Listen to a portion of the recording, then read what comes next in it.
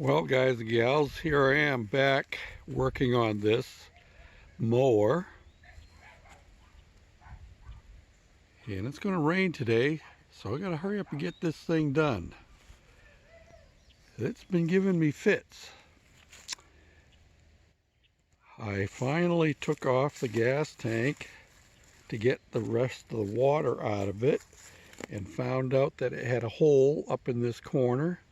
So I have epoxied that and fixed that up and got that taken care of, and it got it running, and it would run for a few minutes and then die, just like the original problem.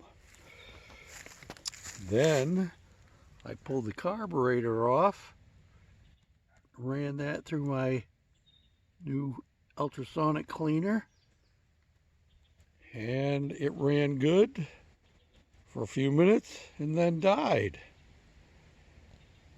And so I started pulling the fuel lines off, and it has this long fuel line.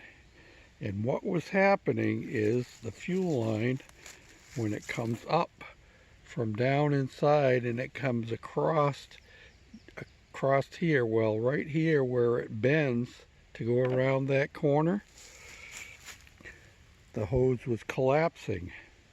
And it would be fine until it started to warm up a little bit, and the more it ran, the more it would collapse. And it got to the point where it wouldn't suck any fuel through at all. And that was the problem. So now we're going to put some new fuel line on it and put it all back together. And the Shade Tree Fix-It Man is going to ride around, hopefully for about 15 minutes with no problems. So hold on to your hats. Well, hi guys and gals, it's me George, and this is an update, the final update on that old Husqvarna riding mower that I was working on that would run and then quit and wouldn't run again. And you saw all the things I did to it, including fixing the gas tank and cleaning the carburetor, replacing the fuel line. And I still had the same problem after replacing the fuel line. It turned out that the fuel pump had quit. It had been working, but then it quit. So I ordered a new fuel pump and finally got that in, put that on it, and ended up with the same problem again. So I ended up pulling the rear fenders back off, and lo and behold, the fuel tank had not taken that resin stuff that I used to try and repair it. And it had actually made the hole bigger and was eating away at the tank, and that stuff was made for plastic, so I don't know what's going on with that. And so it was an older mower, and I started looking around at it more, and the owners had asked me if they thought maybe they should just buy a new lawnmower, and I thought surely I could fix it. We finally got to the point with one thing after another going wrong. I finally came to the point, I said, there's no sense of working on it anymore. We're throwing good money after bad. So they decided to go buy a new lawnmower, and they did. They went to Tractor Supply and bought a new Troy-Bilt. So this is the remains of that mower. The wheels and tires on it were decent. I have them, well, actually the front tires off of this one are on that Troy-Bilt I picked up the other day that we started working on.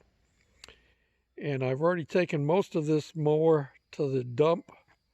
Here's a few more parts and pieces that I'll probably be saving, but this frame, that's going to end up going to the dump. And I did decide to save the motor. So this motor will end up going on something else, not exactly sure what. I had thought if I'm going to take that V-twin off of my spare parts Husqvarna, I could put this one on there. But now we've got this one, and depends on what happens with this. These are similar motors. This one is a 19 horsepower. This one is a 15 horsepower. But hold on to your hats. I have another Husqvarna coming. I think it has a 22 horsepower V-twin. And supposedly all that's wrong with it is carburation problems. So that's a gift from the fellow that's doing the roof on my house. And then a couple of days ago, I was given a couple of mobility scooters. Yeah, the batteries are deader than a doornail. They haven't been used for quite a long time, and I already threw the seat from this one was all torn up. I started taking it apart. It's probably just going to end up being parts off of these, although this one has a pretty nice seat on it. Wouldn't it be cool if we put a gasoline engine on one of these? That'd be cool. But we'll see what happens. Like I said, worst comes to worst, they'll just be parts. Can always use parts for our projects.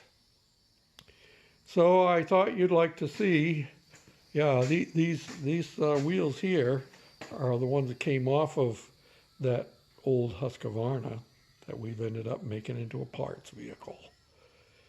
And haven't been working on this one because it's been super, super hot.